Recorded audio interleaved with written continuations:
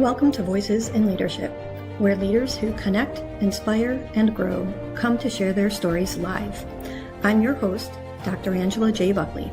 Join us as we explore authentic leadership, gratitude, and the power of connection through powerful conversations with inspiring voices. Let's inspire, uplift, and elevate leadership that truly makes a difference together. Hello and welcome to another episode of Voices in Leadership.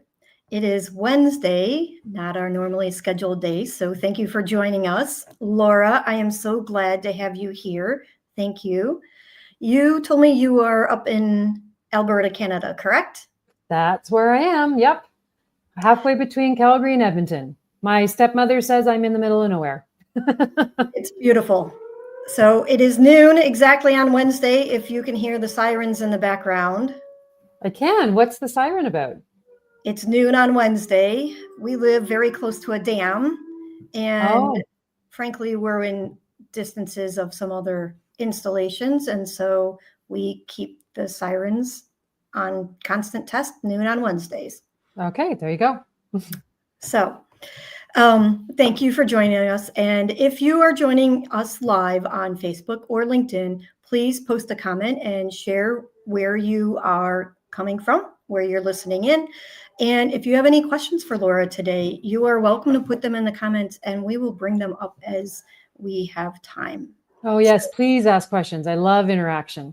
I love interactions. It's fun. It's a little challenging. I'll admit there's a little bit of a delay, but I do monitor the LinkedIn more closely than the Facebook or the YouTube. So we are in all places, however. So thank you. Laura, my first question is always, how did you get to where you are? What brought you on this leadership journey? Oh, wow. That's a great question. I've always been fascinated in leadership. To just very basic answer to that. You know, my career journey actually started off in the nonprofit arena. I have a master's in social work. And although my undergrad was in clinical, my master's is in management administration, because I just see leaders as having an opportunity to have a huge impact. Obviously, they need to lead themselves effectively first, but they're in positions of opportunity to then be able to lead others and make an even bigger difference in the world. And I think that's really what was motivating me around leadership, was wanting to make a difference in the world. It's why I chose social work in the beginning, because I wanted to make a difference with people. I saw leadership as a bigger opportunity for that. And then 20 years ago, transitioned out of the nonprofit arena and into the business and leadership development arena, and have been coaching in this arena ever since. And I feel really privileged to have had the opportunity over these 20 years to help leaders be, first off, more stronger individuals and more effective leaders of themselves, so that they in turn can lead their families from a stronger place and lead their companies from a stronger place, because they're influencing all the other people in their organizations as well. So I just see it as this huge ripple effect, that as you are a strong leader yourself, then it ripples out to having impact in your business, in your community, and ultimately, if you want to take it to that level, in the world. Thank you. Thank you for sharing that. That is one of the things that I also love about leadership. And I love about that is the reason for this podcast, sharing that impact, getting those messages out, and expanding that through the world, thinking about that as the ripple. I love throwing the stone in the pond each morning. I walk my dog to the duck pond here nearby, and it's just so peaceful. You often see my picture on Instagram and it's just the reflections picture, but it's the ripple that matters, right? Mm-hmm. Well, yeah. And it can be a little ripple, or I love the idea too of, as a coach and coaching numerous leaders, I kind of see myself as each leader is another, stone in the pond, creating ripples. And then eventually those ripples start to interact with each other, and an even bigger impact is made. So waves. Let's make waves. Why make ripples when we can make waves? Yeah, exactly. That's even cooler. So, Laura, we're approaching we're in Q4, but now we're approaching all the crazy stresses that are associated with Q4. And you do some interesting work with psychedelics. And I'm interested in understanding how CEOs can maintain their mental health, really build resilience. And I would love to understand where psychedelics play a role in that for your coaching. Always looking to understand what people are doing and what the new tools may be that are out there. Absolutely. And this is a fascinating topic that I've just been diving into actually over the past year, experiencing myself, and now working with my clients. It's a very interesting intersection, I believe, of leadership development, bringing in the psychedelics. Historically, lots of research and insights were being gained around the benefits of psychedelic medicines in the 50s, the 60s. And unfortunately, all of that got shut down. And we lost that for a few decades. And then in the early 2000s, there started to be a renaissance, and that renaissance is very much active now. And so people are discovering that these medicines have huge benefits. What I love about these psychedelic medicines, they can be, historically, there's been the sort of two avenues where people have experienced them. People are going to experience them in the therapeutic setting and the ceremonial setting. And in the therapeutic setting, they're coming back because they're being used as tools for helping people overcome PTSD and depression, anxiety, and in a really, really quick way. People can go to talk therapy for years and years and years and not make a whole lot of progress. They can do psychedelic assisted therapy, and they can get relief from depression and PTSD, OCD in 1 or 2 sessions. So they're powerful tools for helping people make a shift. And people are now, there's a huge movement around microdosing because microdosing is helping people with focus and creativity. And so there's a resurgence and more acceptance around microdosing for leadership, because as you've acknowledged, Q4 is a stressful time of year. It's stressful often because goals have been set earlier in the year, and then people got busy and may have lost connection with the goals that they were out to achieve. And now all of a sudden, oh my gosh, it's Q4. We're supposed to achieve a bunch of things. And now rush between now and Christmas. And so stress levels are higher. When stress levels are higher, focus diminishes, creativity diminishes, our ability to master our mind and emotions diminish. And so psychedelics are actually tools that can be used to improve focus and deal with depression, improve sleep habits, and so that we can be more effective and more productive in our everyday. And so separate from the therapeutic arena and separate from the ceremonial arena is an arena in the middle that's forming. My trainer and colleague in this area calls it functional psychedelics. So these are for healthy, high-performing individuals. It gives them an opportunity where they're not necessarily in a clinical setting where they need to deal with clinical grade depression, and it's not going off and in just a ceremonial context. This is a context where we're being very intentional with the use of these medicines through either personal journey experiences where you're guided with an individual, setting an intention and creating healing for yourself or gaining insights that you wouldn't have had otherwise, or from the microdosing perspective, using it for performance enhancement in our day-to-day. So does that sort of generally answer your question? Yeah. I mean, so you were saying functional, but I hear performance. And the reason that jumps to me is because I also have in the past raced for Team USA Triathlon. And I'm wondering where the psychedelics fall into being legal or illegal in the athletic world, right? Because definitely there are drugs on the market that are legal for day-to-day use, but would not be legal for a competitive athlete.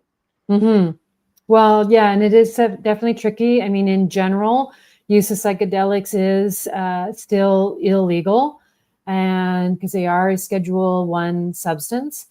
Some states have been able to have created loopholes, if you will, or even legality around it. So, for example, Colorado, you can, in certain circumstances, it is legal to use psychedelics on more of that therapeutic and clinical type of setting, right? And the other for performance enhancement and with athletes, some of the psychedelics are not, from a drug testing perspective, they're not picked up in drug testing. So so I'm more from the perspective, like I'm not looking at it from the perspective of performance enhancement with high performance athletes. So it's harder for me to speak on the drug testing side of things and how that would show up. But I do know that we here in Alberta, for example, we have oil and gas camps that are absolutely drug-free. And so people are actually tested when they go back into the camp scenario, and they're able to participate in these kinds of experiences if they choose to do so. One, because it doesn't show up in the testing. But I would always recommend that if someone were to want to experience it, that they share with their employer, hey, I'm doing this, and sort of get permission in advance. It doesn't stay in your system for very long after the experience. And what I've experienced is with the camps, for example, is that if people are sharing with their employers that they're doing this from an intentional, thoughtful place, then they can easily get permission, if you will, to do so. So I have worked in these level of jobs because I'm an engineer, and our expulsion zones are also zone 1s, and we do hair testing on a regular basis, like monthly. And so that one usually is targeted for marijuana, THC. And even though it is legal in our state, it is not legal on that job site. And the challenge is you can, because it's hair testing in particular, and we'll go off topic and come back to leadership. But the challenge is that when they test hair, you can be not under the influence, but still have it in your test system. Yeah. And so it's not always a good representation of what's currently happening. In the case of the athletes, they care because it's a year-round commitment. But in the case, for example, people drink alcohol and go to work, but they are not allowed to go to work under the influence. Like those are things that are acceptable. But if you showed up at work and you failed a test, you would also be out. So it's tricky with some of these, depending on what the tests are. Are they testing for your current state as opposed to what it is? They're looking for different ways to look at those things. So yeah, exactly. And so it's important to investigate.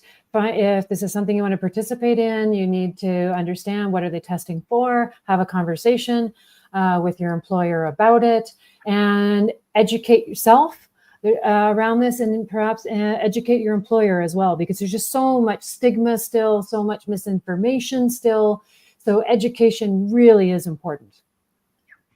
Okay, so thank you for that. So can you share, now we have all the legalities because many of the people behind me are doing those kinds of jobs, but what does it look like if they come to you and they're like, I am looking for a performance breakthrough, or I'm on the edge of burnout, help me through this process? What's that Yeah. experience look like? And Mhm. do you do some mental prep work first, come into a session, do some post prep work? I don't know. I'm asking. Yeah, absolutely. Great question. So, if someone, for example, so what I call a leader's journey can Hmm. be a fantastic experience for this sort of thing. And so, what that looks like as far as preparation is concerned is yes, there's a screening process involved, very detailed screening process involved, and intention setting. Part of the screening process is looking at other medications an individual may be on, and then if there's any potential or concern around conflict between their current medications and what they may be using for their psychedelic medicine, then there are pharmacists available to be able to consult with who understand both worlds and are able to screen for that sort of thing and be able to then give us a green light or a red light to be able to move forward. But assuming we get a green light and everything's good, then there's intention setting to take care of, because we call it a set and setting, which is very important for this work. Set refers to mindset. What mindset are you going into this experience with? Because things like psilocybin, for example, which is your magic mushrooms and probably one that most people are familiar with if they've heard about psychedelics. Um, Psilocybin is it's a non-specific amplifier. And what that means is whatever's going on inside of us, sort of mentally and emotionally, is going to get amplified during the journey experience. So we want to understand, we have to have conversation about mindset and intention setting so that we're in a positive place going into the experience. And then the setting itself is also very intentional and deliberate. You can go to Costa Rica and have an ayahuasca group experience if you want, where you've got 10, 20 people laying on mats in a shelter sort of thing with a number of people present. A leader's journey that I would guide someone through is a one-on-one experience. So it's a quiet room. It's a cozy blanket. It's there's an eye mask and headset, earphones, for example, with a very specific playlist, so that the outside influences are sort of tuned out, and the music plays a very important role in how the journey unfolds. And so then the journey experience sometimes happens very just internally and quietly. And sometimes the individual is conversing with their guide about insights that they're having throughout the journey day. And I know people who have come out of the experience, because you talked about burnout. They came out of their journey day with like 20 years of stress just shaken off. Wow. It was an incredible experience, in addition to the insights gained.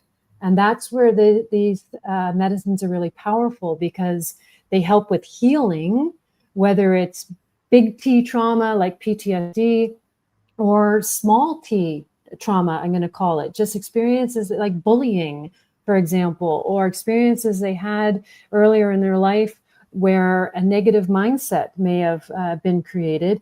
It helps heal those experiences, as well as we gain insights, because part of the journey, we're actually communicating and tapping into our subconscious, having a conversation with our subconscious and discovering things that we didn't even know were there. Not in scary ways, but in very gentle, ways where we can have a conversation with ourselves and gain insights that we never would have gained otherwise. And then when we come out of the journey, there is integration to happen. And that's actually where the real power of the journey is experienced, because the journey opens a door to insight, to some healing, but the real work is in what happens afterwards, in the integration and bringing those insights into and the healing into our everyday life. And that's where I see the intersection of the medicines with coaching, because you don't just send somebody off. It's like, okay, glad you had a good experience. Bye-bye.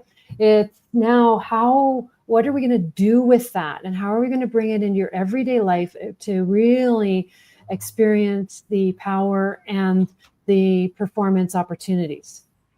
So give me a story of a person who's had a breakthrough. What was that like for them? Sure. Well, I'll share my own if that's okay. Please. So I went into my first journey experience looking to gain some insights and understand myself better, and understand some core limiting beliefs that I was carrying. Because I've done, it's as a coach, and I'm sure you understand, I've done years of personal development, and I'm aware of my limiting beliefs. I'm aware of the things that hold me back, and I try to not let them stop me. They're not in the driver's seat anymore, but they're still in the passenger seat at times. And so Like they're a lever. They're still there. They're still there. And so although I don't try to have them stop me, they're still there. And sometimes it feels like there's a coping that's going on, but at least they're not in charge.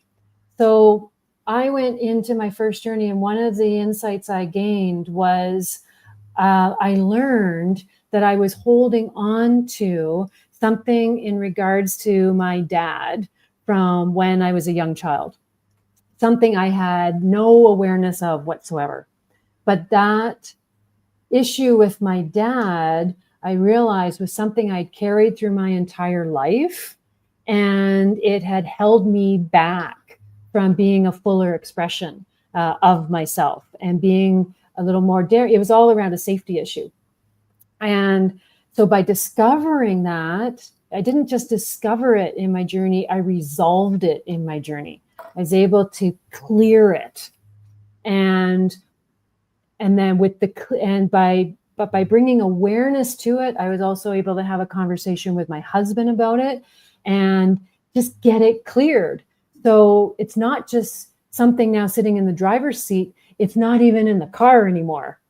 So it's gone. And with that clearing came new possibility, and knew that I could now, and new sense of agency. And what I mean by agency, I mean a new sense of empowerment. So I'm able to see possibilities that I didn't see any before. I feel empowered in a way I did to pursue those possibilities that I had absolutely no awareness of based on this one old issue. So that's something that can happen in these kinds of journeys, is we can clear something we're aware of, or we may clear something that we weren't even aware of. But what it does is it gives us access then to new possibilities and greater empowerment to then live into that in our everyday life. Okay.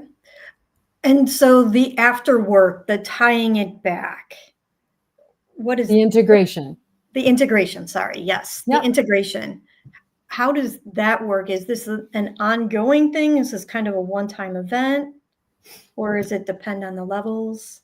I think me personally, and my experience with other people, is once you've done it, you want to do it again because it's kind of like peeling away layers of the onion.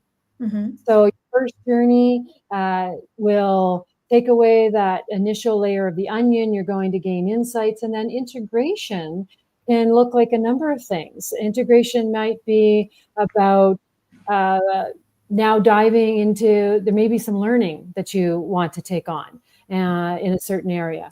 It might be conversations with people that you've realized, I just want to get this cleared up.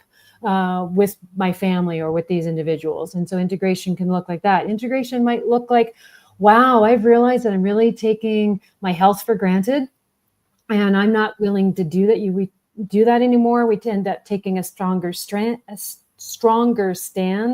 pardon me, on our health and our wellness. And integration might look like incorporating a yoga practice or breath work into our days and into our week. So integration is very individualized.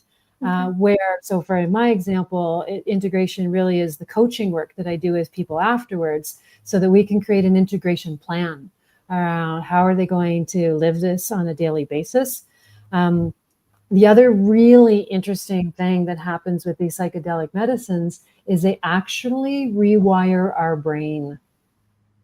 So it opens up new neural pathways. And that's, again, where possibility can get realized, because if there's something that it's been holding us back, then new neural pathways can be formed. And in fact, they're making huge breakthroughs in the areas of dementia and Alzheimer's using these and stroke recovery for using these medicines as well. So I guess to circle back to your question, integration is very individualized. As the medicines open the door, we need to walk through and then create an integration plan afterwards that can look a whole variety of ways depending on where we want to go with it. And then typically people will have 2, 3, or multiple journeys that they go on, maybe on a quarterly or annual basis even, so that they can have a journey, integrate from that, do another journey, peel another layer of the onion away, and then continue with integration after that. Got it. Very interesting. Very interesting. And many of these retreats, they take place at retreats, or so it's not within your practice per se? It can happen in retreats. I'm incorporating it into my practice. Okay. So I do work one-on-one with people. If they're choosing to do this, then I'm there as their guide to help them with the preparation, the intention setting, making sure that that medication issue is handled, that being with them during their experience to observe, to help, to be there to converse with, while they're in the experience, sharing their insights, and then guiding them with their integration afterwards. Okay. Nice. So I guess I had anticipated this to be just a little bit different when I started the conversation. Mm-hmm. You never know where you're going to go, what you're going to learn. And so I was wondering if part of this was also, hi, I want to set breakthrough goals for my company as an entrepreneur. What is holding me back? Is that something that manages it, or is it primarily breakthrough ideas that are necessary for the entrepreneur or CEO as an individual, the leader as an individual breakthrough? It could be either one or both. Okay. So it's kind of a weird concept, but we talk about with the medicines and going into a journey is we set intention, understanding that the medicine's also going to take you wherever it needs to take you, which sounds kind of weird. It's like, right. It makes it sound like the medicine can think, but the medicine is working with your subconscious. It's turning off your default mode network. It's turning off that inner critic and inner judge as well. And you would understand this with your background. It's turning off the amygdala, and by doing so, that's where the creativity opens. And so it can be a personal breakthrough that they're looking for and end up creating. It could be a breakthrough or insight with their business. That's actually another way of working with these medicines and with other people is in a mastermind experience. So it doesn't necessarily have to be just a personal journey.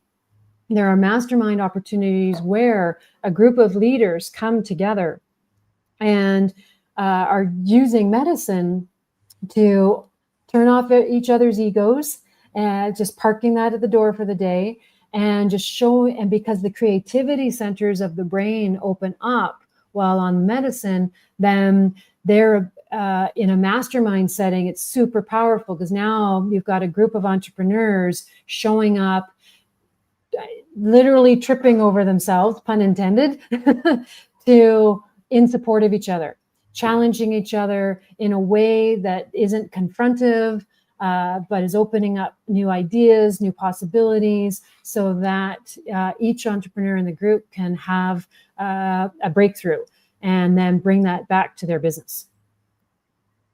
That would be fascinating to observe, be a part of. I struggle to imagine that coming from the manufacturing circles, Midwest, a little, not as open to those ideas. So that is interesting. But I could see the entrepreneurs doing that for sure. Different people coming together and choosing that as a group. So yeah, I mean, you have to be open-minded and to this for sure. But if you are open-minded, for those who are, then I have witnessed it. And it's to see a group of people come together as strangers in the morning and then create an experience together where their hearts are open, their minds are open, the creativity is open, and they're supporting each other in an incredibly powerful way throughout the day. It's quite magical, actually. Well, maybe we'll experience some of that someday in the future. So I've really enjoyed learning more about all of it, just how people are using it, both in the business setting, but also as a personal development tool and handling stress and maybe opening up those doors within themselves, right? Mm-hmm. So we are at a point in the program where we flip over to the gratitude segment.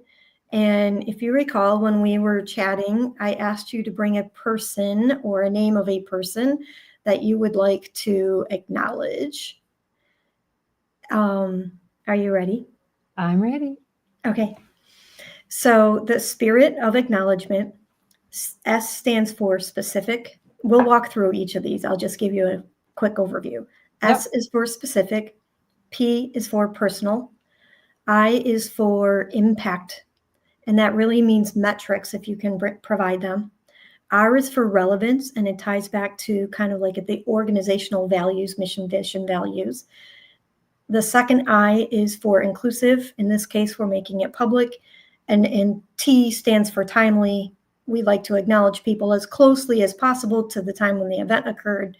In this case, it's retrospective. So take that with a grain of salt, right? So that's the spirit of acknowledgement framework. And so who are you interested in acknowledging today? I am acknowledging my husband today. Okay. So an incredible man in my life. That's fantastic. Love to hear that. So what specifically has he done to support you? So my husband and I have been married 33 years, and he's been my rock throughout our marriage. He and specifically supporting me. We're both coaches. Okay. And which can be challenging, right? Because you don't often want to have your spouse as your coach, but he's an absolute rock. His patience, his listening to understand me, even when I don't understand myself, his willingness to challenge me and be with me, and tying it back to the insight that I gain in my journey, his willingness and ability to be my safe space for absolutely anything. I have not been easy to live with over these 33 years. I have made it challenging for him. Okay, so that's great because the P is for personal. And the question on personal is, how does it reflect his character or something that he values? Or what is the cost to him, right? Like the time, the energy, the emotional burden or something that would be, what is that cost? Well, obviously this is very personal. We both have our own challenges. My husband had a debilitating stroke when he was in his mid 40s. And so, but no matter what, I mean, he came through a stroke and he recovered and he's fine now, but he has been a rock for our family, for myself, for our children. And he is always willing to put whatever he's dealing with on hold for a moment to be present to us. And I'm just feeling it inside of me right now, because it takes a huge character to be able to do that. Okay, so can we say for personal, the listening, but also the willingness to be present at all costs, right? At all costs, because it has cost. Yes, absolutely. He's a busy guy. He has his own business as well, and he will literally, in order to be present to us, he will do so, and then he'll pull an all-nighter at work to make up for the work he didn't get done during the day because he was being present to us instead, as an example. Impressive. Okay. And impact, how does that impacted your career? It's impacted me in so many. He's the wind beneath my wings. If there's a possibility that I want to pursue, whether it's in my business, growing that, or personally, when I was competitively dancing and training and going off to competitions, he's been the wind beneath my wings, where he's like, go, absolutely, go do it. He's been hugely supportive, stays behind, holds the fort down, so I can go off and do my crazy things at times. So it's been hugely impactful. I would not have earned a world championship in my dancing. I would not have the business I have today and get to serve the clients I serve without him supporting me to do so. And do you have children at home as well? Not anymore. We're empty nesters now, but they are in their 20s and they are launched, but they call both of us and say, hey, I need some coaching, I need some support. And whether it's myself or my husband, we're always there for them in that way. Okay, nice. That's fantastic. Congratulations on launching. Mine is on the verge of launching. And I think he's looking back right now. So it's really exciting and satisfying to see them making their way in the world. Yeah. So, okay, SPI, and then the relevance.